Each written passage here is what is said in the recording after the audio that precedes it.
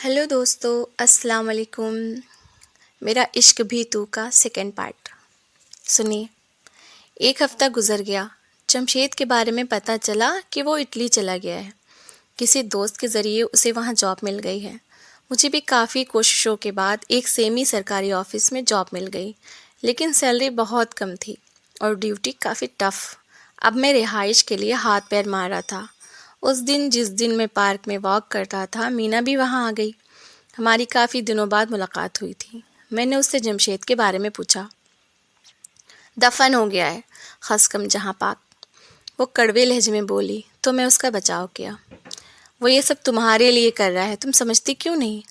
खूब समझती हूँ, और ये भी समझती हूँ कि उसे अब मेरी ज़रूरत नहीं रही। अगर उसे मेरी परवाह होती तो वो मुझे बीच मैदान में छोड़कर ना जाता। उसने गला साफ किया और फिर बोली, अच्छा उसे छोड़ो, आज मैं तुमसे एक ज़रूरी बात करने आई हूँ। कहो, मैं सुन रहा हूँ। खुर्रम, वो कुछ देर बाद बोली, अगर मैं तुमसे एक फेवर मांगूँ तो तुम दोगे?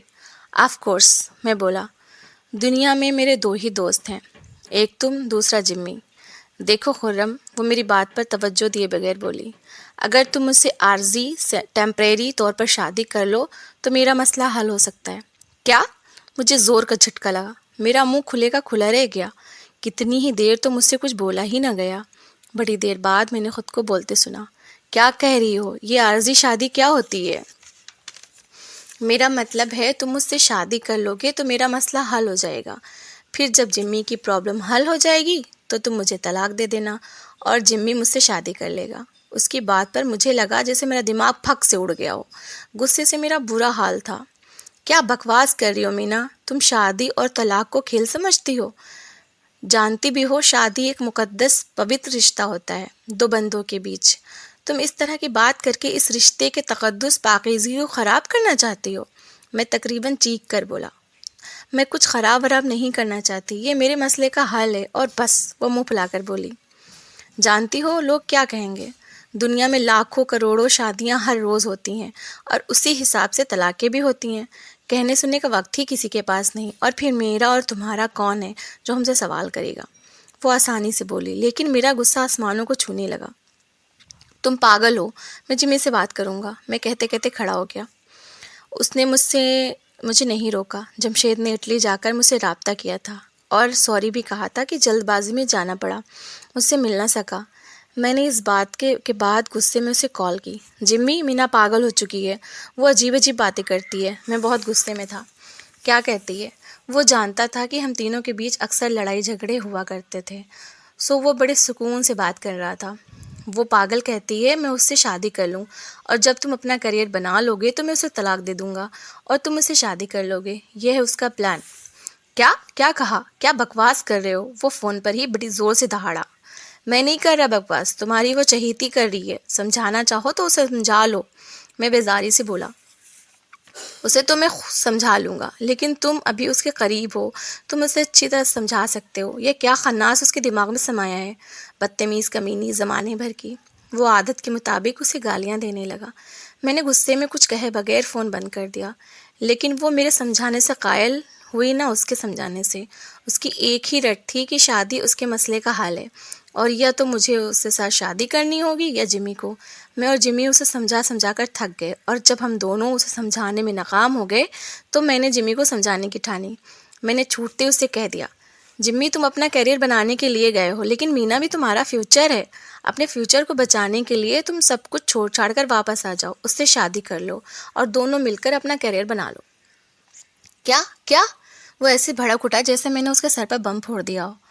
क्या बकवास कर रहे हो? अल्लाह अल्लाह करके तो मैं यहाँ आया हूँ। तुम नहीं जानते हो मैंने यहाँ आने के लिए क्या क्या पापड़ बेले हैं, और अभी मैंने अपना फ्यूचर को ब्राइट बनाने के लिए पहली सीढ़ी पर कदम रखा है।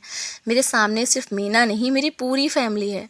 मेरी दो बहनों की इकट्ठी शादियाँ हो रही हैं, भाई पढ़ रहा है, बूढ़े माँ बाप के इलाज का खर्चा है मेरे ऊपर, तो जिम्मेदारियों का एक पहाड़ है जिसे मैंने पूरा करना है।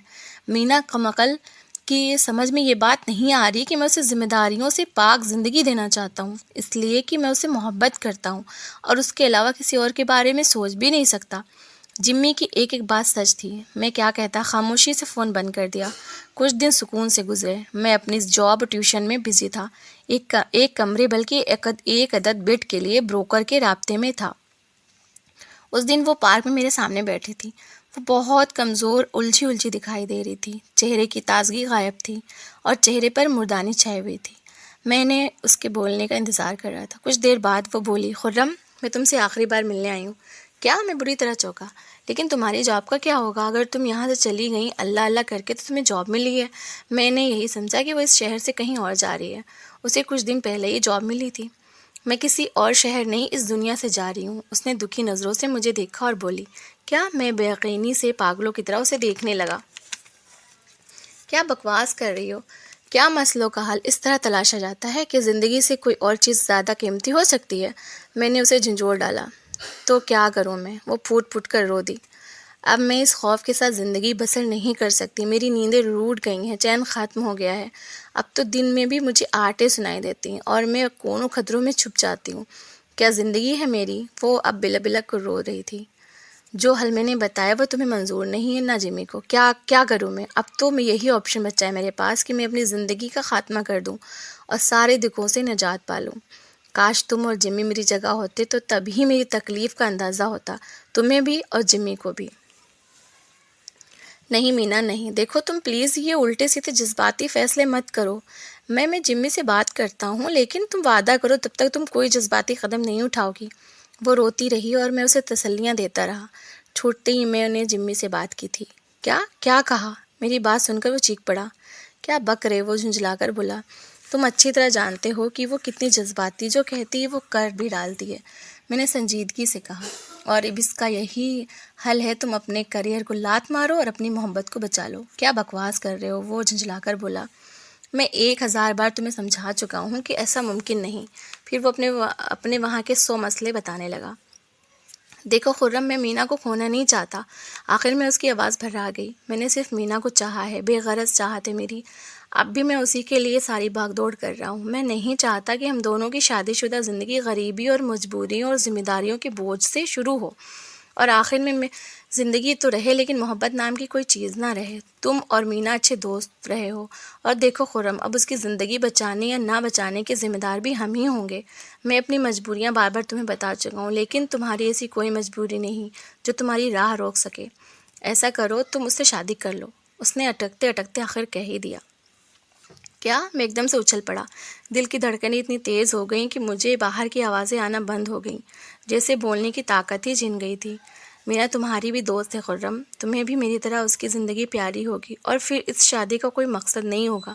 یہ کاغذی شادی ہوگی. بس میرے آنے کا انتظار کرنا ہوگا تمہیں، اور جیسے ہی میں آؤں گا تم مینا کو طلاق دے دو گے، اور یہ تمہارا ہم دونوں پر احسان ہوگا، کیونکہ ہم دونوں الجھنوں اور غربت سے پاک زندگی شروع کریں گے.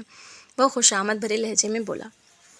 میں تو خود کو سنبھالنے میں ناکام ہو رہا تھا تو اسے کیا جواب دیتا. میری طرف سے جواب نہ پا کر وہ پھر بولا. دیکھو خرم، تم میری طرح گھر اور فیملی میں الجھے نہیں ہو. تمہاری اور ذمہ داریاں بھی نہیں ہیں. تمہاری اپنی زندگی ہے جو تم اپنے طریقے سے جی سکتے ہو، کوئی دخل دینے والا نہیں. ابھی کچھ دن پہلے تم نے بتایا تھا کہ تم اپنی رہائش کا بندوبست کر رہے ہو اور چاچا کا گھر چھوڑ رہے ہو.